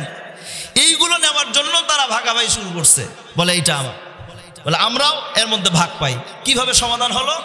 তখন আব্দুল মুত্তালিব কয়, ওই সময়কার নিয়ম ছিল, ওই সময়কার কি ছিল? নিয়ম ছিল। কি নিয়ম? যে কোনো বিষয়ে যদি দ্বন্দ্ব লাগে, সমস্যার সম্মুখীন কেউ হয়, তাহলে তারা মক্কার মধ্যে একটা হুবল নামে মূর্তি আছে, অভ্যন্তরে হুবল নামে মূর্তি আছে, তার কাছে 7টা তীর আছে, লটারি করার তীর। কি করার তীর? লটারি করার তীর। লটারি মনে আপনারা শোনেন নাই? শুনছেন? হয় না? আল্লাহু আকবার।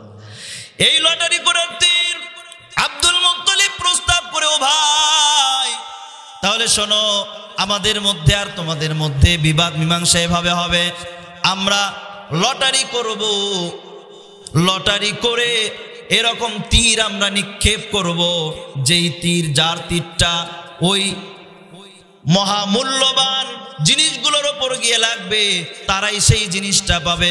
এটা ধার্য কিভাবে হবে? বলে, কাবা ঘর, আল্লাহর ঘরের জন্য 2টা তীর নেওয়া হবে, আর আমি আব্দুল মুত্তালিবের জন্য 2টা তীর, আর তোমাদের কুরাইশদের জন্য 2টা তীর। কয়টা হলো? হ্যাঁ, 6টা তীর। এইবার যেই তীরটা ওই মহামূল্যবান বস্তুর ওপর গিয়ে লাগবে, সেই ব্যক্তি ওইটা নিবে, আর যার লক্ষ্যচ্যুত হবে সে এটা আর পাবে। যেই তীরটা লক্ষ্যচ্যুত হবে সেইটা আর পাবে না, পাবে না।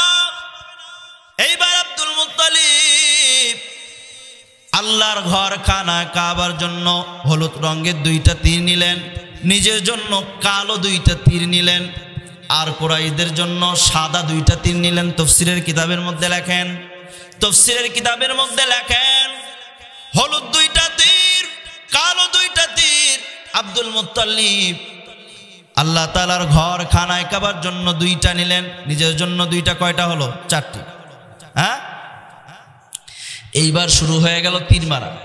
এইবার যখন তীর নিক্ষেপ করা হয়, হলুদ রঙের খানায় কাবার জন্য যেই 2টা তীর নিক্ষেপ করা হয়, এই 2টা তীর গিয়ে ওই স্বর্ণর যেই হরিণ আছে, সেই হরিণের গায়ে গিয়ে লাগে। সুবহানাল্লাহ কান।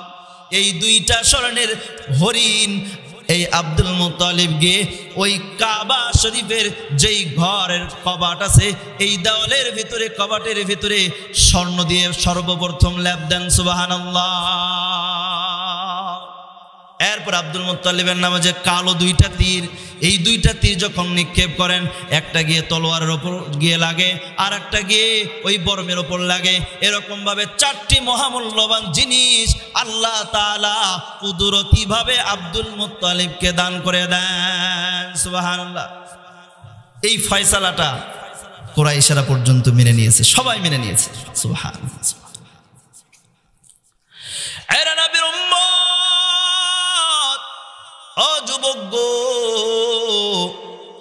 আল্লাহর নবী দুনিয়াতে আসলেন, আল্লাহর নবী জানায় দেন, আমি ব্যক্তিগতভাবে যেমন পবিত্র, আমার বংশটাও তেমন পবিত্র। এইবার ওই যে জমজম তো খনন করা হয়ে গেল। এরপর দেখা যায় পর্যায়ক্রমে আব্দুল মুত্তালিবের 10 জন সন্তান হয়ে গেল। কয়জন সন্তান? 10 জন। একদম কনিষ্ঠ সন্তানের নাম ছিল আব্দুল্লাহ। নাম কি? আব্দুল্লাহ। এইবার ওই যে জমজম খনন করার সময় নিয়ত করেছিল, আল্লাহ আপনি যদি আমার 10টা সন্তান দান করেন তাহলে আমি একটা সন্তানকে আপনার রাস্তায় কুরবানি করব। হঠাৎ করে তিনি ঘুমিয়ে আছেন, আর কে যেন স্বপ্নের ভিতরে এসে বলে, ও আব্দুল মুত্তালিব, তুমি তোমার ওয়াদা পূরণ করো, যে ওয়াদা তুমি করেছি।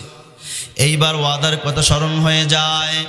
ঘুম ভেঙে যাওয়ার পর 10 জন সন্তানকে একত্রিত করে আব্দুল মুত্তালিব সেই ওয়াদার কথা, মান্যতের কথা জানায় দেন। ও আমার সন্তান, আমি তো মান্যত করেছিলাম 10 জন সন্তান যদি আমাকে আল্লাহ দান করেন, তার মধ্যে হতে এক সন্তানকে আমি আল্লাহর রাস্তায় কুরবানি করে দিব। সন্তানেরা সবাই এক বাক্যে বলে উঠল যে বাবা, আপনার যা ইচ্ছা আপনি তাই করেন, যেরকম ভাবে আল্লাহ তাআলার কাছে মান্যত করছেন আপনি পূরণ করেন, আমাদের কোনো দাবি নেই। সুবহানাল্লাহ। এইবার কেমনে সমাধান হয়? ওই যে কাবার অভ্যন্তরে হুবল নামে একটা মূর্তি আছে, তার কাছে 7টা তীর রেখে দেওয়া আছে, লটারির তীর। এবার আব্দুল মুত্তালিব ডাক দিয়ে কয়, বাবা সবাই নিজের নামগুলো তীরের ওপর লিখে দাও, লটারি করা হবে, যার নাম উঠবে তাকেই কুরবানি করা হবে। এইবার সবাই তীরের ওপর নিজের নাম লিখে দেয়। এ নবীর উম্মত গো, এইবার যখন তীরটা লটারি করা হয়, লটারিতে আব্দুল্লাহর নামটা উঠে আসলো। আবার দ্বিতীয়বার যখন লটারি করা হয়, আব্দুল্লাহর নাম উঠে আসলো। তৃতীয়বার যখন লটারি করা হয়, আব্দুল্লাহর নামটা উঠে আসলো। এইবার আব্দুল মুত্তালিব আব্দুল্লাহর হাত ধরে কুরবানি দেওয়ার জন্য সামনের দিকে রওনা হয়ে গেলেন। আব্দুল্লাহ নবীজির যত, আব্দুল্লাহ নবীজির বাবার নাম আব্দুল্লাহ, নবীজির দাদার আব্দুল মুত্তালিবের যতগুলো সন্তান ছিল, ছেলে কিংবা মেয়ে, সবার মধ্যে সবচেয়ে প্রিয় ভালোবাসার একজন মানুষ ছিল, তার নাম আব্দুল্লাহ। সুবহানাল্লাহ। সবাই ভালোবাসতো, সবাই ভালোবাসতো, প্রত্যেকটা ভাই ভালোবাসতো, প্রত্যেকটা বোন ভালোবাসতো, এত ভালোবাসতো, এত ভালোবাসতো। এইবার আব্দুল মুত্তালিব যখন আব্দুল্লাহর হাত ধরে একটা তলোয়ার নিয়ে, একটা ছুরি নিয়ে যখন সামনে রওনা হয়, ভাইরা বোনেরা সবগুলো এসে ভিড় জমায়। বোনেরা এসে বলে, ও বাবা, আমার কলিজার টুকরা ভাই আব্দুল্লাহকে নিয়ে যাবেন না? গ্রামের লোকেরা সবাই এসে ডাক দিয়ে কয়, আব্দুল মুত্তালিব, ভালোভাবে এই জিনিসটা আগে তদন্ত করতে হবে, নিশ্চিত হতে হবে। নিশ্চিত না হওয়া পর্যন্ত এই কাজ করা যাবে না। যদি করে ফেলো তাহলে পরবর্তী জেনারেশনদের জন্য এটা একটা ধারা চালু হয়ে যাবে, সন্তান জবাই করার কথা কোন ঠিক কিনা? এজন্য আগে নিশ্চিত হতে হবে। তাহলে কি করা যায়? বলে, গণক, ওই যে ঠাকুর নিয়ে আছে, গণকের কাছে যাও। আব্দুল মুত্তালিব এবার গণকের কাছে যায় মদিনায়। গণকের কাছে যাওয়ার পর সব ঘটনাগুলো যখন খুলে বলা হয়, গণক বলে, আমার এই সংবাদগুলো, এই ফয়সালাগুলো যেই জিনটা দেয় সে এখন আমার কাছে নাই, আপনারা ফিরে যান। জিন যখন আসবে, আসার পর আপনাদের ফয়সালা আমি জেনে নিব, তারপরে জানাইব। এইবার আব্দুল মুত্তালিব মদিনা থেকে মক্কায় ফিরে আসার পর, মক্কায় এসে কাবার সামনে এসে আল্লাহর কাছে দোয়া করে, আল্লাহ একটা ফয়সালা করে দেন। চোখের পানি ছেড়ে দিয়ে আল্লাহর কাছে কান্না শুরু করে দেয়। এর নবীর উম্মতের দল, এ যুবক আল্লাহর গোলাম, ভালো করে শোনো। এইবার পরের দিন যখন আব্দুল মুত্তালিব ওই গণকের কাছে যায়, গণকের কাছে যাওয়ার পর গণক ঠাকুরকে ডাক দিয়ে কয়, ও আব্দুল মুত্তালিব, তোমাদের ফয়সালা আমি পেয়েছি, বলো বলো বলো, তোমাদের মক্কায় একটা মুক্তিপণ হিসেবে কি ধার্য করা আছে? মুক্তিপণ হিসেবে কি ধার্য করা আছে বলো? বলে মুক্তিপণ হিসেবে ধার্য করা আছে 10টি উট। কয়টি উট? কয়টি উট? 10টি। মুক্তিপণ হিসেবে 10টি উট ধার্য করা আছে। তাহলে যাও যাও যাও, তোমার গ্রামে যাও, মক্কার মধ্যে যাওয়ার পর তোমার সন্তান আব্দুল্লাহর নামে আর এক পাশে 10টা উটের নামে লটারি করবা। যদি উটের নাম ওঠে 10টা উট তুমি জবাই করে দিবা, আর সন্তানটা বেঁচে যাবে। এইবার আব্দুল মুত্তালিব ফিরে আসেন। ফিরে আসার পর লটারি শুরু করে দেন। এই যে আব্দুল্লাহর সঙ্গে 10টি উট দিয়ে লটারি করেন। এইবারও আব্দুল্লাহর নাম ওঠে। এবার 20টি দিয়ে 10টি করে বাড়তে থাকেন। বাড়তে বাড়তে 90টি যখন হয়, তারপরও আব্দুল্লাহর নাম প্রত্যেকবার ওঠে। 100 উট দিয়ে যখন এইবার লটারি দেয়, তখন গিয়ে ওই উটের নাম উঠেছে আল্লাহু আকবার। এইবার সবাই খুশি হয়ে যায়। এইবার আব্দুল মুত্তালিব 100 উট এইবার আল্লাহর রাস্তায় কুরবানি দেয়, আর আব্দুল্লাহ বেঁচে যায়। সুবহানাল্লাহ কান। বাঁচানেওয়ালা কে? ওয়া মাকারু ওয়া মাকারাল্লাহ ওয়াল্লাহু খায়রুল মাকিরিন।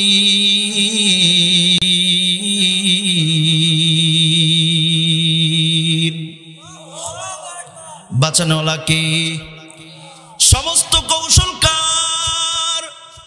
কারণ আল্লাহ তাআলা যে আব্দুল্লাহরে বাঁচাইবেন, তার ওরস থেকেই তো আমাদের বিশ্বনবীর জন্ম। কথা কোন ঠিক কিনা?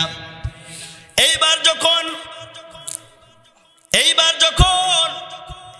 এই মান্যতেরটা পর্ব চলে যায়, এইবার যখন বিবাহের বয়সে উপনীত হয়ে গেল, আব্দুল মুত্তালিব আব্দুল্লাহকে বিবাহের জন্য কোথায় নিয়ে যান? আব্দুল মুত্তালিবের বন্ধু থাকে মদিনায়। কোথায়? মদিনায়।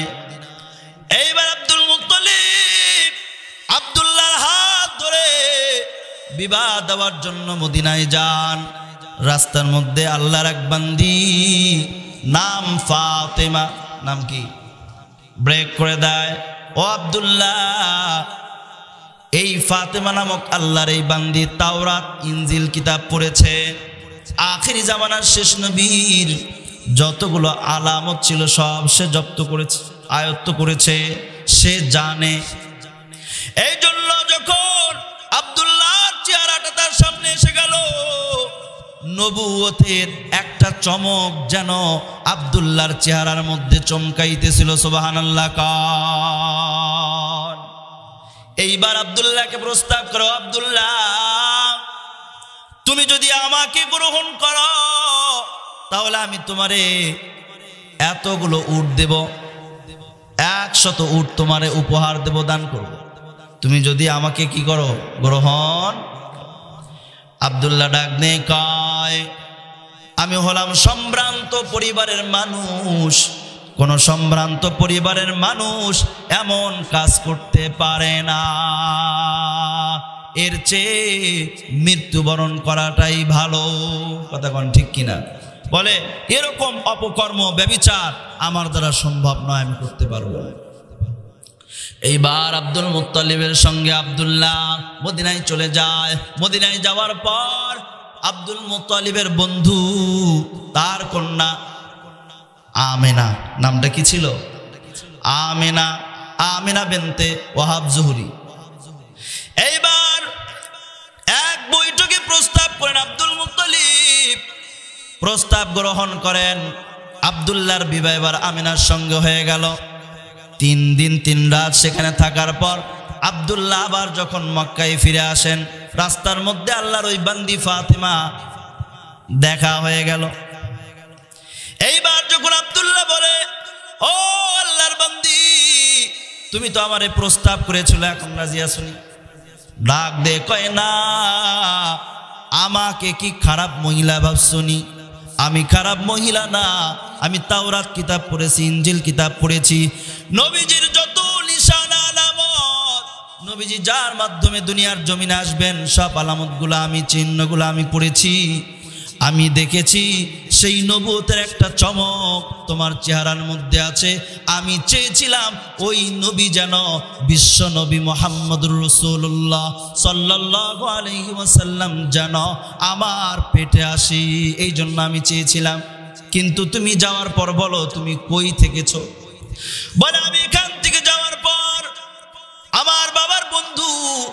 আমার বাবার বন্ধুর মেয়ের সঙ্গে আমার বিবাহ হয়ে যায় আমিনার সঙ্গে। সেখানে 3 দিন 3 রাত আমি থেকেছি, তারপরে আসলাম। বলে আল্লাহ তাআলা তেনার হাবিবকে, পিয়ারা হাবিবকে, বিশ্ব নবীজিকে, যার মাধ্যমে তিনি দুনিয়ার জমিনে নিয়ে আসবেন, তিনি ভালো জানেন, তিনি সেই ব্যবস্থা করেছেন। সুবহানাল্লাহ।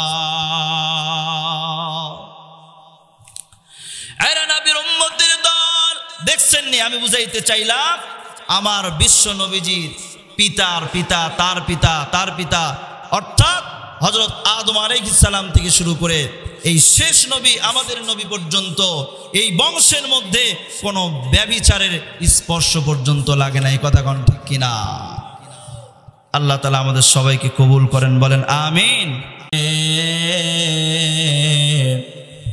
না করিলাম বন্দেগী, গুনাহ করে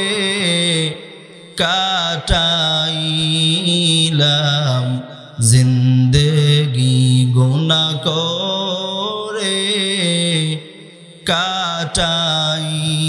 কাটাইলাম জিন্দেগি, আদর করে বান্দা তুমি বানাইয়া,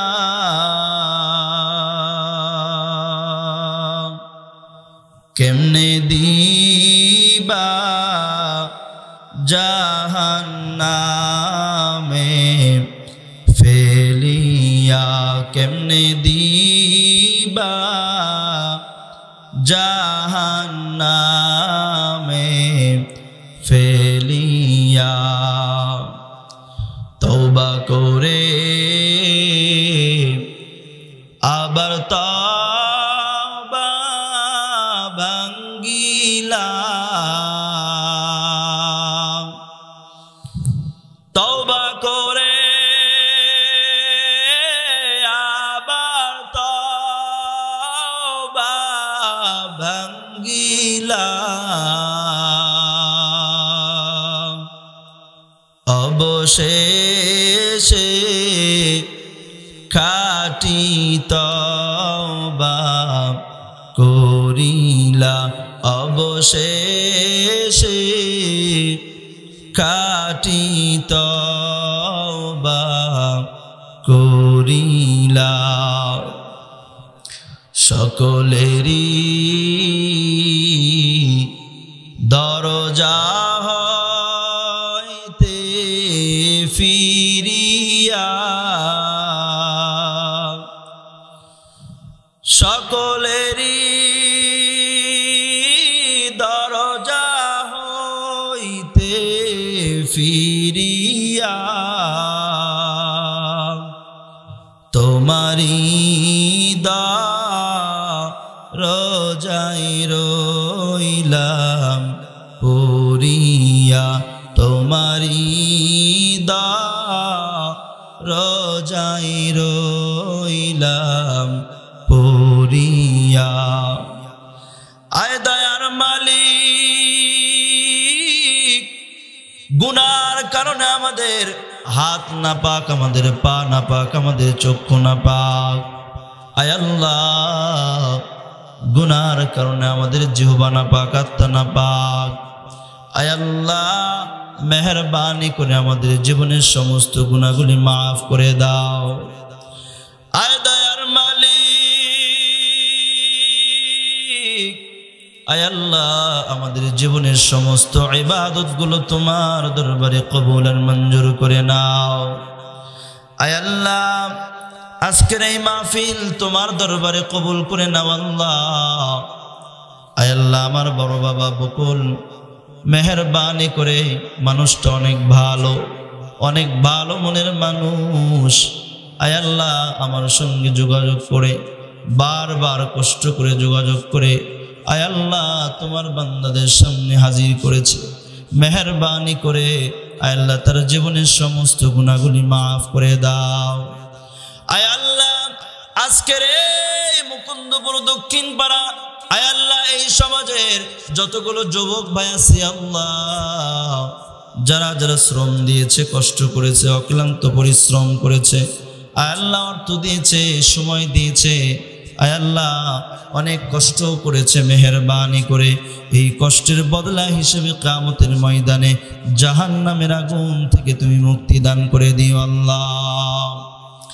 আয় রব্বুল আলামিন আল্লাহ আজকের মাহফিলে যারা আমন্ত্রিত মেহমান ছিলেন আর যারা শ্রবণ করার জন্য এসেছেন, আয় আল্লাহ কষ্ট সহ্য করে, অক্লান্ত পরিশ্রম করে, ধৈর্য করে আয় আল্লাহ শেষ পর্যন্ত যারা ছিল, মেহেরবানি করে আয় আল্লাহ আসমান সাক্ষী, জমিন সাক্ষী, প্যান্ডেল সাক্ষী, কিয়ামতের ময়দান আয় আল্লাহ যখন কায়েম হয়ে যাবে, আমরা যদি বিপদে পড়ে যাই, আজকে যেই সময়টুকু তোমার কোরআনের জন্য দিলাম আয় আল্লাহ এই সময় দেওয়ার বিনিময়ে যেন কিয়ামতের ময়দানে বিপদ থেকে তোমার কুদরতিভাবে আমাদেরকে মুক্তি দান করে দিও আল্লাহ।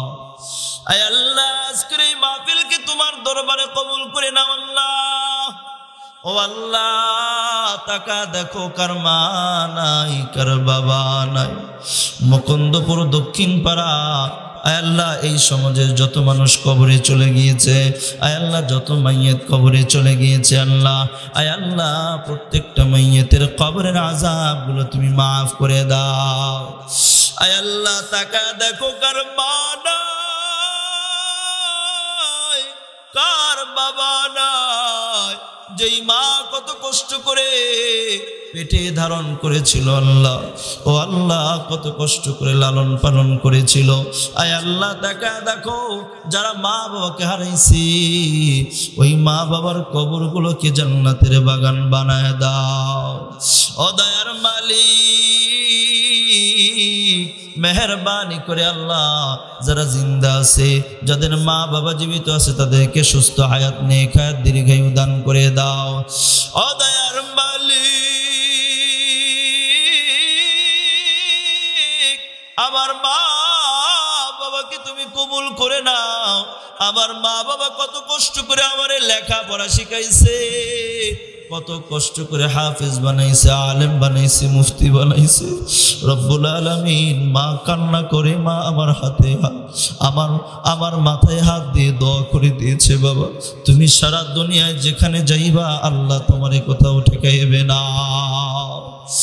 ও দয়ার মালিক আমার মা বাবাকে তুমি কবুল করে নাও, মা বাবাকে সুস্থ হায়াত নেক হায়াত দীর্ঘায়ু দান করে দাও। আয় আল্লাহ মা বাবা যে কত বড় নিয়ামত, আয় আল্লাহ আমার ফ্যামিলিকে কবুল করে নাও, যারা হাত তুলেছে প্রত্যেকের ফ্যামিলিকে কবুল করে নাও। আয় রব্বুল আলামিন তাকা দেখো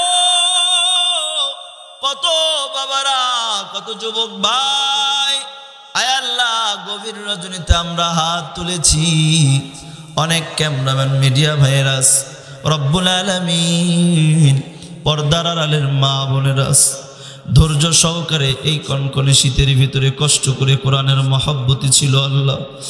আয় দয়ার মালিক ওই মা বোনদেরকে তুমি কবুল করে নাও, কিয়ামতের ময়দানে আয় আল্লাহ জান্নাতের সরদারিনী ফাতেমার সঙ্গে তুমি জান্নাতুল ফিরদাউস দান করে দিও আল্লাহ। যেই মা বোনদের বিবাহ হয়েছে এখনো সন্তান হয় নাই তাদের গর্ভে সন্তান দান করে দাও। ও আল্লাহ, যাদের সন্তান হয়েছে সন্তানগুলো দিনদার মুমিন মুত্তাকিন পরহেজগার বানায় দাও। আয় আল্লাহ, মা বোনদেরকে পর্দাওয়ালা বানায় দাও, সহিভাবে কোরআন পড়নেওয়ালা বানায় দাও, মা বোনদেরকে কবুল করে নাও। ও আল্লাহ, মেহেরবানি করে যুবক ভাইদেরকেও কবুল করে নাও, বৃদ্ধ বাবাদেরকেও কবুল করে নাও। আয় আল্লাহ, এই ময়দানে বসে আমার বাবার সমতুল্য বয়সের কত বাবা আছে আল্লাহ, ও আল্লাহ তাদেরকেও তুমি কবুল করে নাও। প্রত্যেকের মনের নেক বাসনাগুলো তুমি পুরা করে দাও। আজকের এই মাহফিল যেন হেদায়েতের জরিয়া হয়ে যায়। আয় আল্লাহ, তোমার নবীর জীবনী নিয়ে আলোচনা করলাম, অনেক মানুষ আজকে আয় আল্লাহ খেলোয়াড়ের নাম জানে, খেলোয়াড়ের জীবনী পড়ে, আজকে উপন্যাস পড়ে যুবক ভাইরা। ও আল্লাহ, আমার নবীর জীবনী কেউ জানে না, যার মাধ্যমে আমরা কোরআন পাইলাম, যার মাধ্যমে আমরা ইসলাম পাইলাম, যার মাধ্যমে আমাদের এত জীবনের উন্নতি, এমন নবীর উম্মত আমরা হইলাম। কিয়ামতের ময়দানে আমাদের নবীর আগে কোন নবী জান্নাতে যাইতে পারবে না। আমাদের এই শেষ নবীর উম্মত এমন দামি উম্মত, এই উম্মতের আগে কোন নবীর উম্মত জান্নাতে যাইতে পারবে না। ও দয়ার মালিক, মেহেরবানি করে তুমি আমাদের সবাইকে কবুল করে নাও। ও বাবা, আল্লাহর কাছে কাঁদো, আল্লাহর কাছে মাফ চাও। আল্লাহ, জীবনে যা করেছি তুমি মাফ করে দাও। আজকে তওবা করতেছি, জীবনে আর কোনোদিন গুনাহ করব না, আর কোনোদিন নামাজ ছাড়ব না, আর কোনোদিন টাকা থাকলে যাকাত দেওয়া থেকে বিরত থাকবো না, আর কোনোদিন টাকা হলে হজ করা থেকে বিরত থাকবো না। ও আল্লাহ, আমাদের সকলের তওবাগুলো কবুল করে নাও। গলায় ছুরি আসবে, মৃত্যু হবে, তারপরও নবীর সুন্নাহ ছাড়বো না, আল্লাহর কোরআন ছাড়বো না। ও আল্লাহ, আজকের এই মাহফিল তোমার দরবারে কবুল করে নাও। আয় আল্লাহ, আবার দোয়া করতেছি তোমার দরবারে আরজু জানাই আল্লাহ, যার মাধ্যমে আমি এই জায়গায় আসতে পারলাম, মেহেরবানি করে তারে কবুল করে নাও। আয় আল্লাহ, যারা যারা যোগাযোগ করে নিয়ে এসেছেন, মেহেরবানি করে তাদেরকে প্রত্যেক বছর এই জায়গায় কোরআনের তাফসীর করার তৌফিক দান করে দাও। আয় আল্লাহ, এই জায়গায় যেন মানুষের হেদায়েতের জন্য প্রত্যেক বছর কোরআনের তাফসীরের আয়োজন হয়, সেই ব্যবস্থা করে দাও আল্লাহ। আয় আল্লাহ, এই জায়গায় আসার পর আমি দেখলাম প্রত্যেকটা মানুষ সুন্দর মনের মানুষ, খুব ভালো লাগছে আমার। আয় আল্লাহ, সবাই আমারে বেশি মহাব্বত করে ভালোবাসে। আয় আল্লাহ, শত্রু চায় আমাকে টেনে নিচে নামানোর জন্য। আয় আল্লাহ, তুমি তো আমাদের সঙ্গে আছো আল্লাহ, বন্ধু আর দুনিয়ায় কেউ না, একমাত্র বন্ধু তুমি আল্লাহ। ও দয়ার মালিক,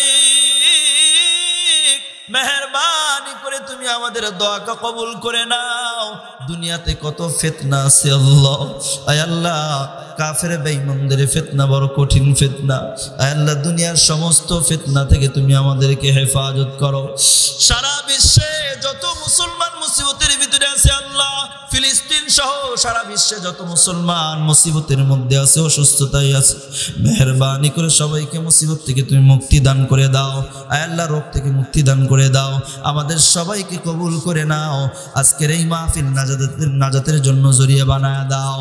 ও দয়ার মালিক, লাইভের মধ্যে আয় আল্লাহ, অনলাইনে যারা যারা এ পর্যন্ত কষ্ট সহ্য করেছিল, অংশগ্রহণ করেছিল, সবাইকে তুমি কবুল করে নাও, সবাইকে মাফ করে দাও।